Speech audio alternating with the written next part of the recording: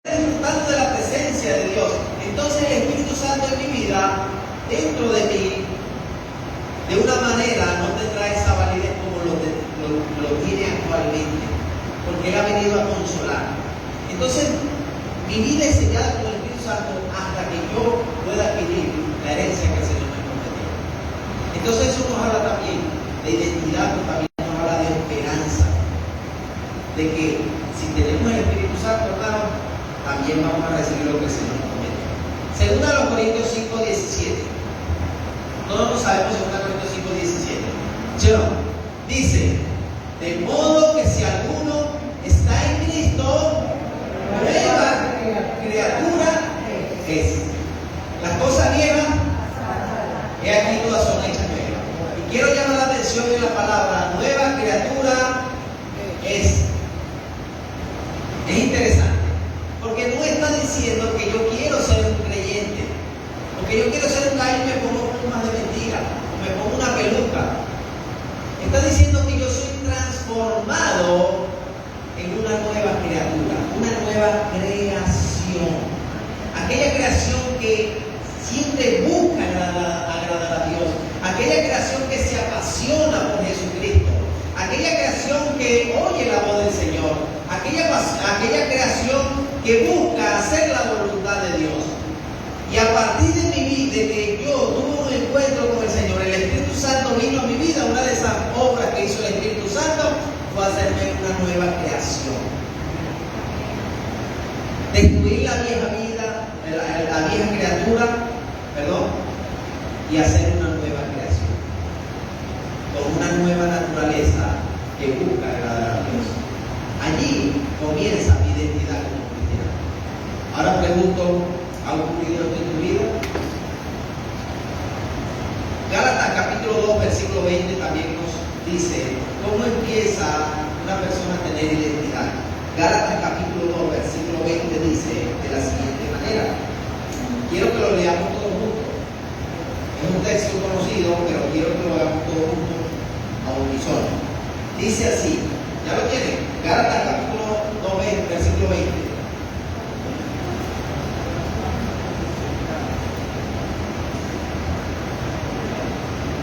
A la cuenta de 1, 2 y 3. Con Cristo estoy crucificado y ya no vivo yo, mas vive en mí.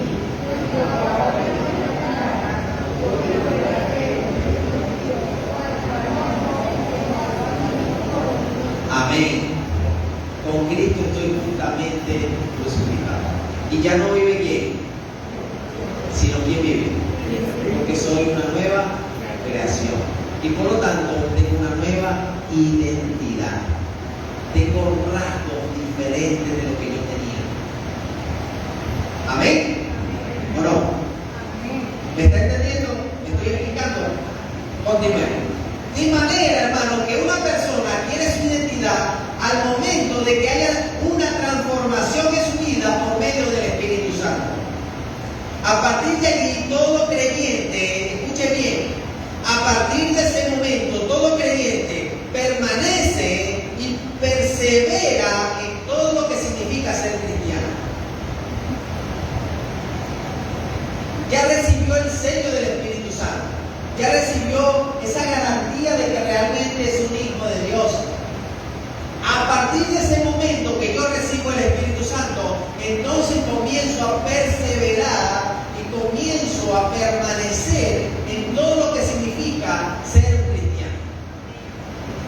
Y aquí voy a decir algo que quizás puede sonar duro, hermano, pero si usted está presente aquí y me está escuchando, no se siente cómodo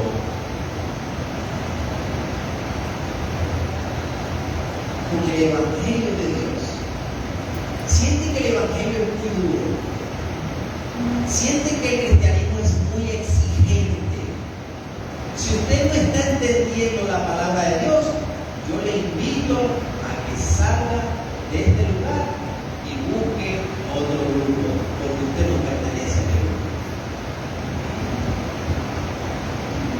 Usted no tiene identidad de cristiano.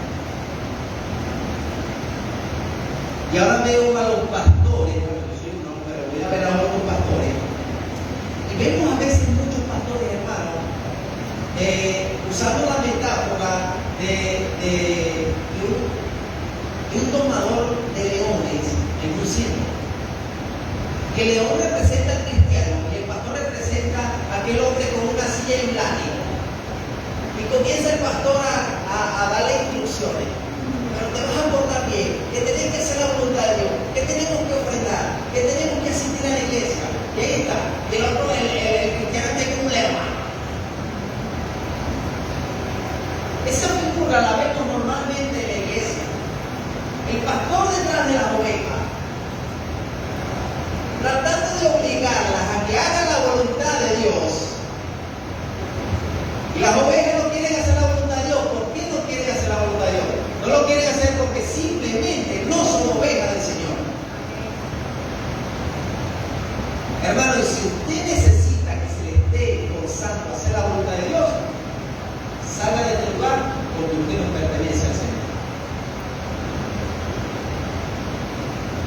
El verdadero Hijo de Dios tiene una característica importante y la recibe cuando recibe el Espíritu Santo, valga la redundancia, y eso entonces comienza a perseverar y a permanecer en él. En la corta experiencia que tengo como pastor, 11 años, lo cumplí en febrero de este año, me he dado cuenta que el verdadero creyente no se esfuerza. El verdadero creyente no se esfuerza. El que no es creyente es que se dé un gran esfuerzo. ¿Para que se congregue? ¿Para que ore? ¿Para que lea la Biblia? ¿Para que asista al culto?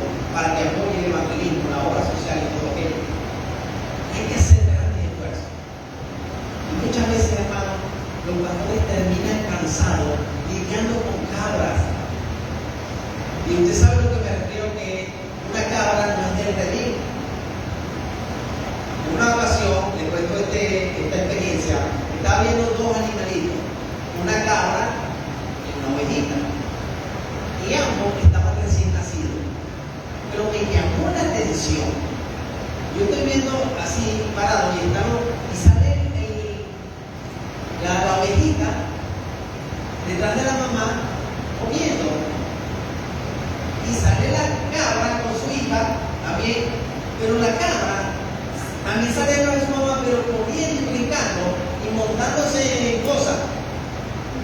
Yo me pregunté, ¿por qué la oveja no brinca como la cabrita? También me hice otra pregunta, ¿quién enseñó a esa cabrita de 2 días de nacido a brincar y a saltar y a montarse cosas? Fue mi pregunta. ¿Para quién me da la respuesta? Nació así. Nació así. Entonces la naturaleza del cristiano es desobedecer a Dios. La naturaleza del cristiano es no saber la voluntad de Dios.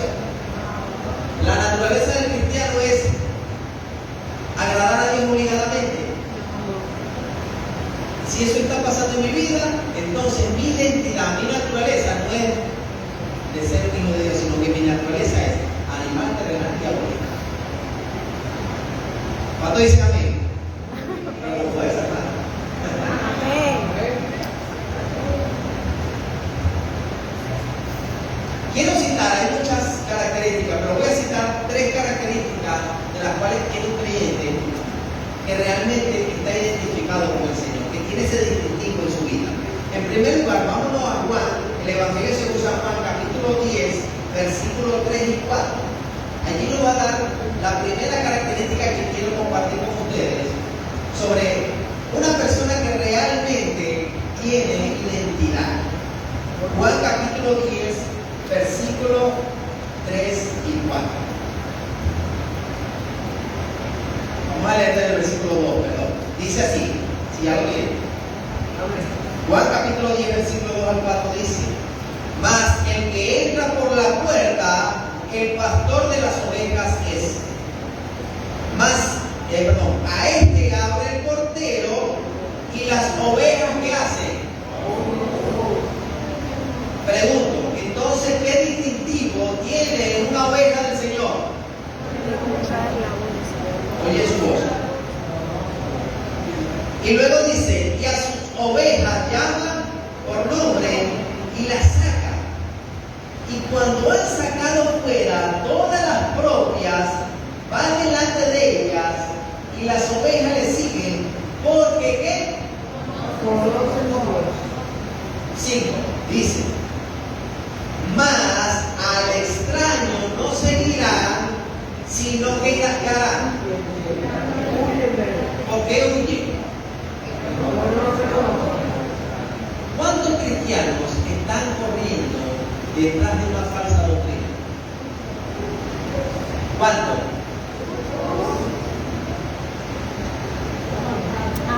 ¿No entendieron? No. ¿Cuántos cristianos están corriendo detrás de una falsa doctrina? Los cristianos verdaderos no. ¿Y hay cristianos falsos? Exacto.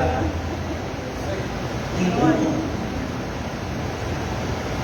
Ay, el hermanito se me fue el testigo de Jehová.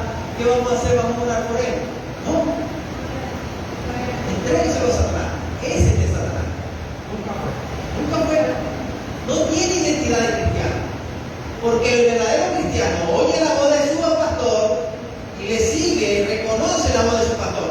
Pero la voz de los extraños, entonces viene una predicación falsa que no está acorde a la Biblia. Y yo no estoy seguro de que para allá. Pero yo no sé, yo creo que allá está Jesucristo. Esa persona me está indicando que no está escuchando la voz de quién, de su pastor. Y no es el pastor terrenal, sino el pastor de los pastores que se llama Jesucristo. En una ocasión tuve la oportunidad, o tengo la oportunidad de conocer a una hermana que no sabe leer, no sabe escribir, no tiene vida social, pero la impresión mía es como esa persona, con tan solo año y pico de convertida, entendía el Evangelio y podía reconocer el verdadero Evangelio. ¡Wow! En serio. Como una persona sin estudio. Es que el cristianismo no se trata solamente de estudio, hermano. El cristianismo es importante estudiar la teología para enseñarla, pero el cristianismo es espiritual. Cuando Jesucristo toca la puerta de mi corazón, como decimos nosotros por allí, ¿no? Cuando Jesucristo llama a mi vida, eso es algo indetenible, eso es algo irresistible.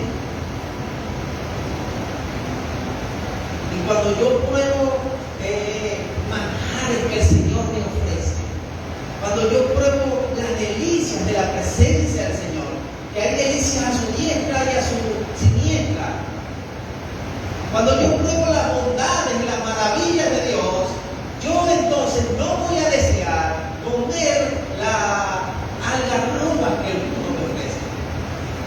Eso es imposible. Pero cuando yo he probado, si saben qué es así, ¿no? Yo he probado las delicias del Señor, insisto en seguir comiendo algarrobas y comida dañada y comida insalubre. ¿Qué estoy queriendo decir? Por eso el apóstol Pedro dijo que el perro vuelve a qué, y el cerdo vuelve a qué. Y no es que estaban allá y se volvieron, es que ellos siempre eran de aquí. Vuelven y terminan a hacer nuevamente lo que fueron. Pero nosotros, como hijos de Dios, no hacemos esto. Si realmente nosotros tenemos identidad de cristiano, en primer lugar, hermano, nosotros oímos la voz de Dios, la conocemos. Podemos identificar quién es nuestro pastor y podemos identificar quién viene disfrazado de pastor. Pero quiero que enlacemos estas palabras con los versículos 26 y 27, la misma palabra de Jesucristo que nos dice, Jesús le está diciendo a los judíos, pero vosotros no creéis. ¿Por qué no creéis? Porque no soy ¿de qué? De mis ovejas. Las ovejas del Señor le creen. Entonces el Señor me está diciendo que oírle es creerle, que oírle es reconocer su voz. Pero cuando yo no le creo a su evangelio, entonces no soy de su oveja. Él está diciendo a los judíos, ustedes no son de mis ovejas porque no me creen. Y luego dice, como he dicho, dice el versículo 27, mis ovejas oyen mi voz y yo las conozco y me siguen. le doy vida eterna y no perecerán jamás, y nadie las arrebatará de mi mano. Tenemos identidad. Y esa identidad se está evidenciando en que yo puedo reconocer la voz de Dios a través de una predicación, a través de una enseñanza. Y cuando estoy hablando de la voz de Dios, hermano, no estoy hablando de revelaciones y sueños que pueden venir a mi vida. Estoy hablando de las cosas, la palabra de Dios, las predicaciones que puedo escuchar, que vienen y son dirigidas a través de la santa palabra de Dios, que no tiene contradicción en la palabra de Dios. Porque lamentablemente se están levantando personas hablando de sueños y revelaciones que han tenido últimamente, pero nada de lo que me dice está acorde a lo que dice la palabra de Dios. Entonces ahí no está hablando Jesucristo. Porque nosotros tenemos una curiosidad por lo que va a pasar en el futuro. Y queremos saber. Y hay personas aprovechándose de nuestra comezón de oír, de que queremos ser saciados por saber lo que va a pasar en el futuro. Pero la Biblia nos enseña claramente que nosotros debemos permanecer en las cosas que se han dicho.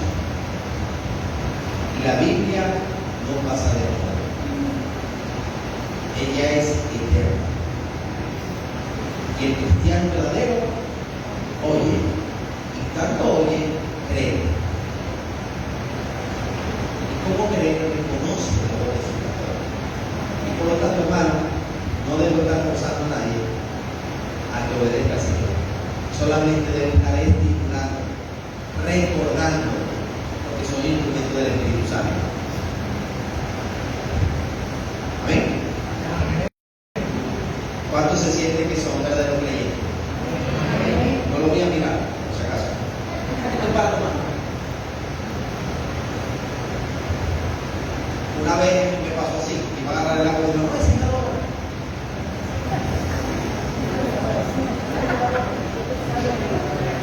Y no me dejaron tomar el agua. Muy bien. Segunda característica. Primero de Juan, capítulo 4, versículo 7, dice de la siguiente manera.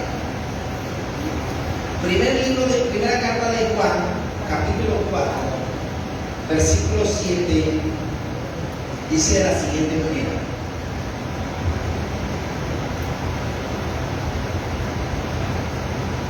Dice, amados, amémonos unos a otros, porque el amor es de Dios. Todo aquel que ama es nacido de Dios y conoce a Dios. El que no ama no ha conocido a Dios, porque Dios es amor. En esto se mostró el amor de Dios para con nosotros, en que Dios envió a su Hijo unigénito al mundo para que vivamos por Él. En esto consiste el amor, no en que nosotros hayamos amado a Dios, sino que Él nos amó a nosotros y envió a su Hijo en propiciación por nuestro pecado. Amados, si Dios nos ha amado así, debemos también nosotros amarnos unos a otros. Amén. ¿Cuántos aman a su hermano? Sean sinceros. Mira el que le cae mal. Dígale que ama. Míralo, mírense.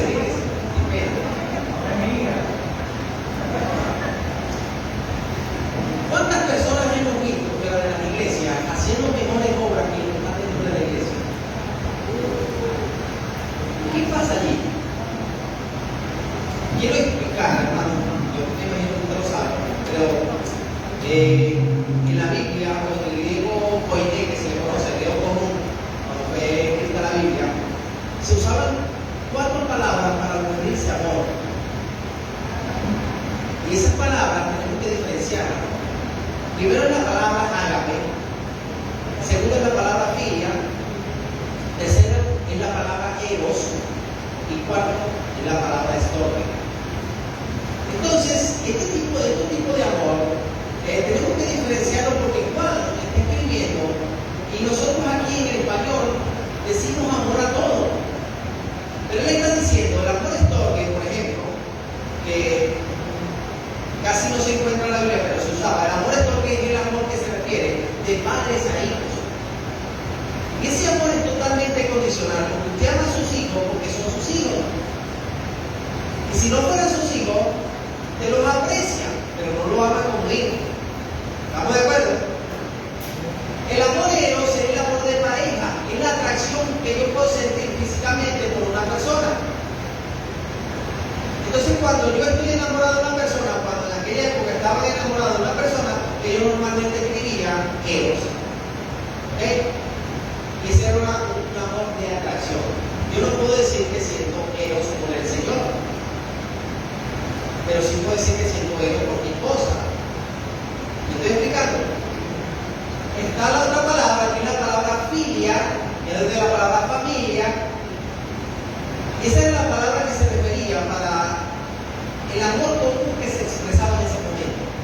Cuando alguien sentía filia, era cariño, era hermandad, era que había realmente aquí una relación, una comunión, había algo bonito, y eso lo hacemos nosotros con nuestros amigos, o quizás con nuestros familiares. Pero esa palabra también indicaba algo condicional. Es que si tú me das y cultivas la relación, yo también la voy a cultivar y voy a sentir estimulado a cultivar la relación. Bien, pero ahora viene la palabra ágape, y la palabra ágape no estaba en el idioma común de las personas. Fue agregada, aunque existía, pero fue agregada por los cristianos, fue adoptada por los cristianos, por los escritores del Nuevo Testamento, para referirse al amor de Dios. Y esta palabra me llama la atención porque es una palabra que no es condicional. Es una palabra que me dice que yo tengo que hacer, o me enseñan que tengo que hacer el bien a una persona, a pesar de que esa persona no me trate como yo la estoy correspondiendo. No me está diciendo que yo sienta y que diga que se me va a salir el corazón por esa persona cuando la veo. Está diciendo que yo, a pesar de todo lo que me ha hecho, yo siento por no siento por esa persona, sino que hago el bien por esa persona. Por eso que ese amor no es emotivo, pero es muy práctico. Y entonces este amor es tomado por los escritores del Nuevo Testamento para referirse al amor de Dios y decir, el amor de Dios es así. ¿Cómo? Mire lo que dice Juan aquí, versículo 10. Versículo 9 dice, en esto se mostró el amor de Dios para con nosotros, en que Dios envió a su Hijo unigénito al mundo para que vivamos por él. Versículo 10, en esto consiste el amor, no en que nosotros hayamos amado a quién, no es que yo ame a Dios, que Dios sí que yo te amo y te estoy buscando, a ver dónde estás, porque tengo que encontrar, porque mi amor por ti es muy grande. Al contrario, dice la Biblia que nosotros, o nos describe, que andamos como ovejas descarriadas sin pastor. Cada quien ha tomado su propio camino. Pero el amor de Dios consiste en que como nosotros andábamos perdidos, entonces Él vino y envió a su único Hijo Jesucristo a morir por nuestros pecados. Pero usted está entendiendo la magnitud del amor de Dios. ¿Qué necesita Dios de ti?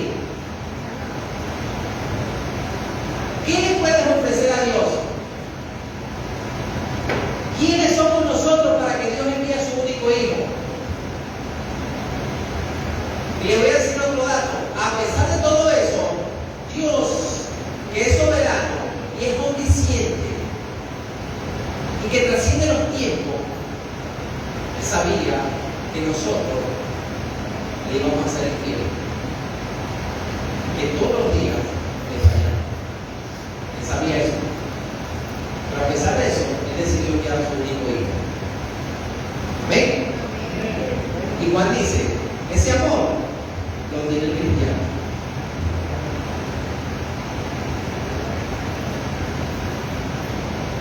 Evidencia número 2.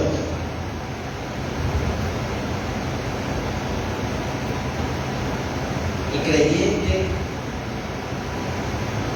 demuestra el amor de Dios en su vida con sus hermanos. Que no se lo merezca, estamos diciendo que no. Pero yo le voy a hacer el bien siempre, porque así como Dios y me hizo el bien a mí, me tiene misericordia, yo le voy a hacer el bien también a mí. ¿Cuánto dice amén? Amén.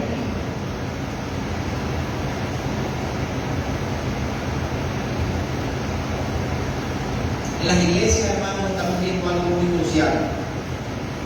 Hay divisiones, hay pleitos.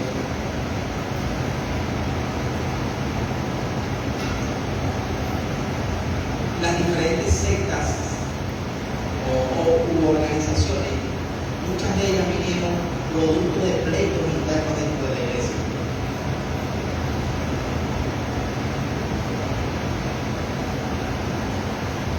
Y en vez de conservar el cuerpo de Cristo, la unidad, decidimos separar, sin entrar en temas doctrinales por si acaso, pero decidimos separar por simplemente el orgullo o por simplemente no perdonar.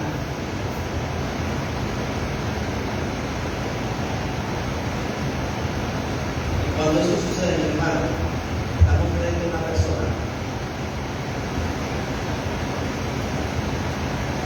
que tiene una identidad que no es registrada. Porque el verdadero Hijo de Dios en su vida tiene el amor de Dios y Él lo va a recordar. Número 3, hermano, la comunión. Un distintivo del cristiano tener comunión. Y en 1 de Juan capítulo 1, versículo 3 nos dice lo siguiente. Vaya a 1 de Juan capítulo 1, versículo 3.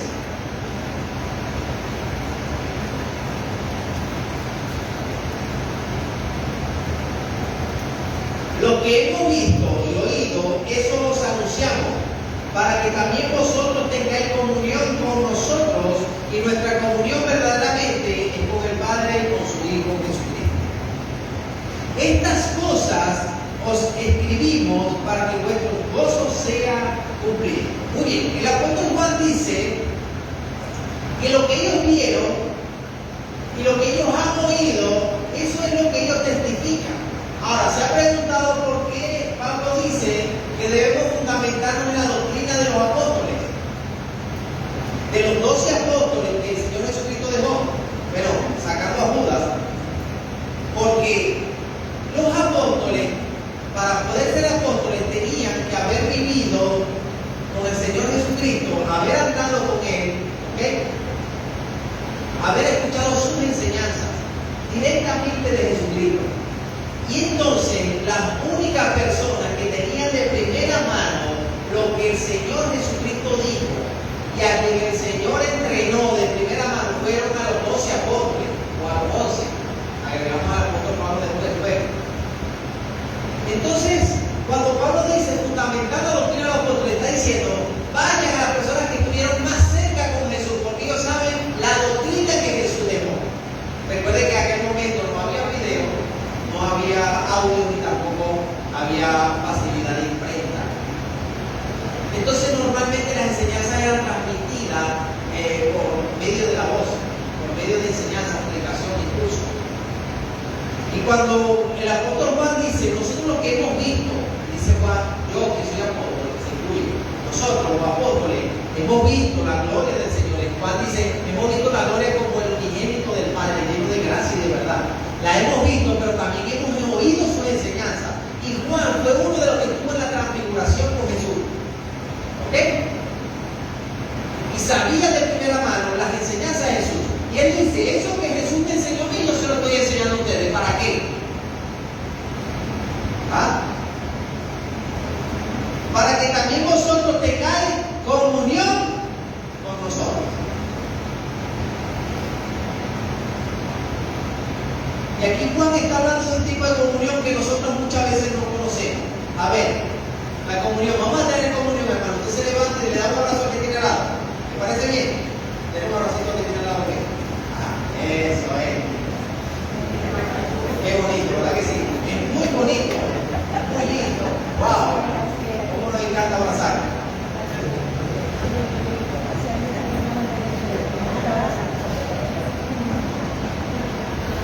Es muy bonito tener un abrazo, ¿verdad que sí? Pero la comunión que Juan está diciendo va mucho más allá de eso.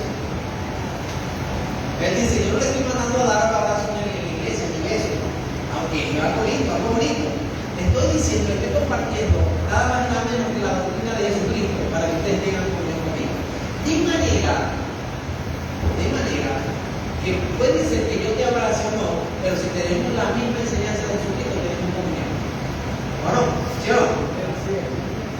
¿Sí o no? Vamos bien. Tenemos comunión.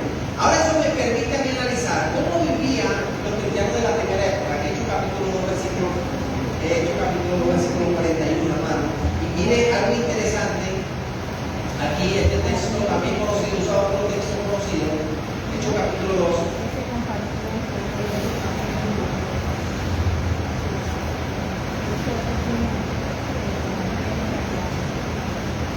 Versículo 41 dice: así que los que recibieron su palabra, Pedro estaba predicando y dice, los que recibieron su palabra, ¿qué hicieron? Fueron bautizados y se añadieron aquel día como 3,000 personas. Ojo, cuando estas personas fueron bautizadas, inmediatamente pasaron a ser parte de quién? De la iglesia. ¿Ok? Se añadieron a la vida de la iglesia. Fueron parte de la iglesia. Vivían en la iglesia, ahora se identificaban con la iglesia. Amén. Y dice, versículo 42, y perseveraban en la doctrina de los apóstoles, en la comunión unos con otros, en el partimiento del pan y en las oraciones. Le voy a hacer una aclaratoria. Esta no es una orden.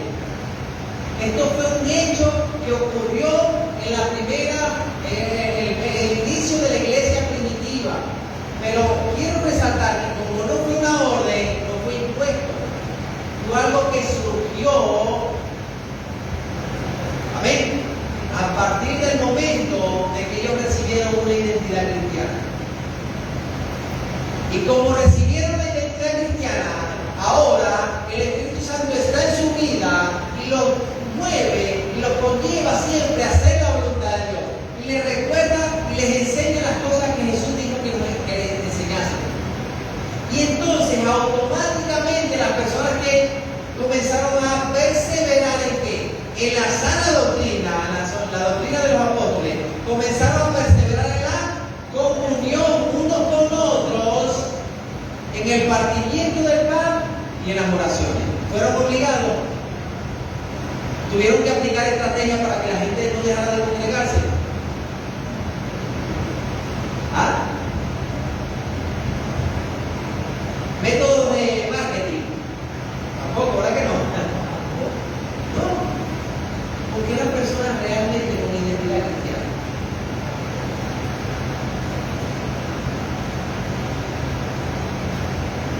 Estaba viendo en estos días un video que le llaman meme. Y dice el hombre, le voy a hacer una broma a mi amigo, a inscribirlo en un portal de homosexuales, una página homosexual. Y cuando fue a registrar, resulta que ya estaba registrado.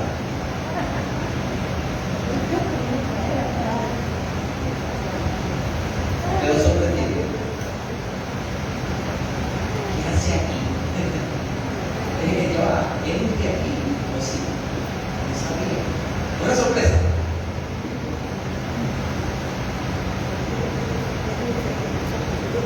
Pero, ¿cuántas personas no saben que somos verdaderos creyentes? Y cuando se enteran, soy cristiano. No saben. Porque naturalmente al cristiano le brota por los poros la vida cristiana. ¿Sí o no?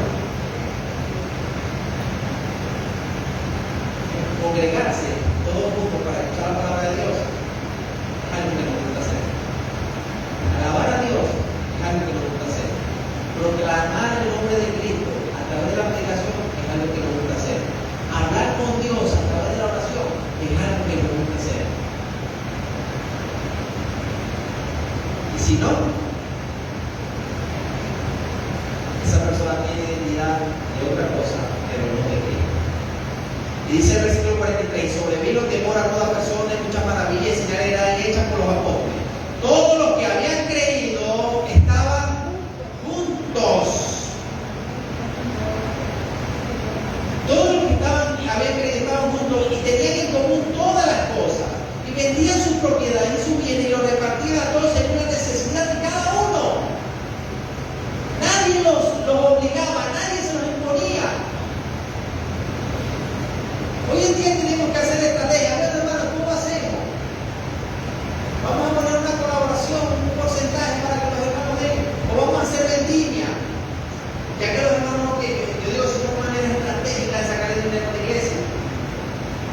Porque si el hermano no quiere ofrendar para una obra, entonces decimos, bueno, vamos a vender una torta porque la torta sí va a pagar eso. Y le sacamos el dinero de otra manera para la obra de Dios. Esa estrategia se está usando hoy en día, pero en la iglesia primitiva no se usaba. ¿Por qué no se usaba? Porque el cristiano solo, sin forzar y sin obligar, aportaba. Sin forzar y sin obligar, asistían a la iglesia. Sin forzar y obligar, comían de la cena del Señor. Sin forzar y obligar, iban a las oraciones todos los días. Qué bonito, ¿verdad? Pregunto, y vuelvo al principio, hermano. Tres opciones. ¿Tiene usted los rasgos de cristiano? Si lo tiene, diga amén fuerte. Amén. ¿Está consciente de esa realidad? ¿Está viviendo conforme a esa realidad? Vamos a ver. ¿Tengo esos rasgos que me caracterizan como cristiano? Amén fuerte. Amén. Dos. Si así, dígame. ¿Estoy consciente de esa realidad? Amén. ¿Vivo conforme a esa realidad? Amén. Pero ¿qué pasó con el amén fuerte?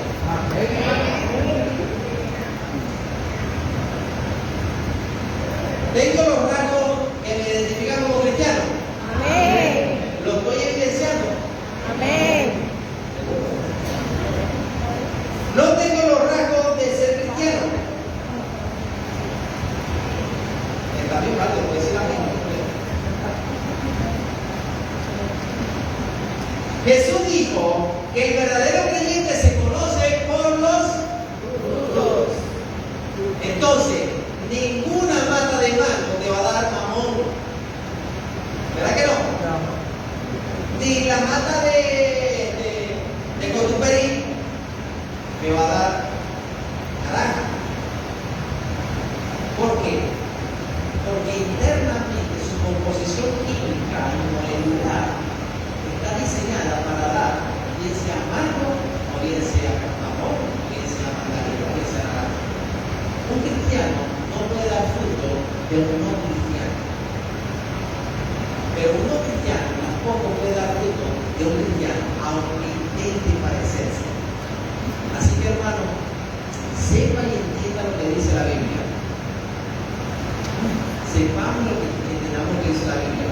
Si yo tengo el Espíritu Santo en mi vida, voy a dar amor, gozo, paz, paciencia, benignidad, bondad, fe. Y esos son los frutos de él, no mío, por si acaso. Pero está en mí. ¿Y por qué lo doy? Porque tengo el Espíritu Santo. Y si no lo doy, en el momento que lo quiero hacer, estoy tratando de imitar a un cristiano. Pero el Señor dijo, por su fruto, y algo característico del fruto, cuando el Señor dijo esto, quizás estaba pensando en el trigo. Es decir, hermano, que a veces requiere tiempo para que esa persona dé el fruto. A veces no tenemos un tiempo en la iglesia y no sabemos. Tenemos que esperar un tiempo que dé su verdadero fruto. Tenemos identidad.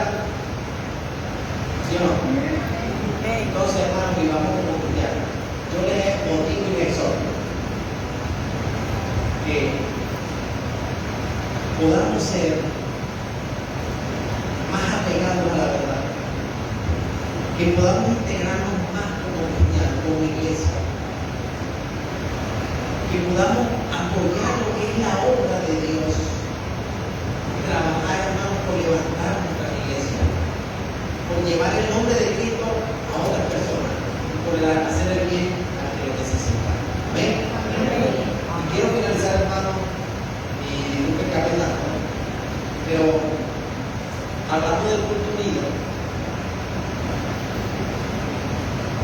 cuando una iglesia tiene células, en su iglesia no sé si tiene células, pero las células son grupos pequeños de la misma iglesia, ¿verdad que sí? Las células llevan el mismo propósito de quién? De la iglesia, ¿verdad que sí? Y no deberían estar enemistadas porque son de la misma iglesia. Asimismo, las iglesias locales son las células de la iglesia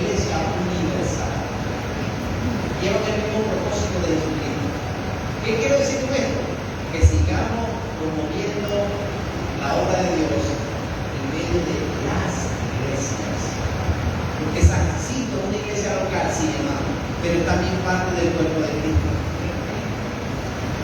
Y por lo tanto, ellos no son ni ajenos ni extraños a nosotros. Igualdad, igual Canaán, igual el Redentor. Nosotros, hermanos, todos tenemos la misma identidad y hacemos lo mismo para la gloria de Dios. Que Dios les bendiga.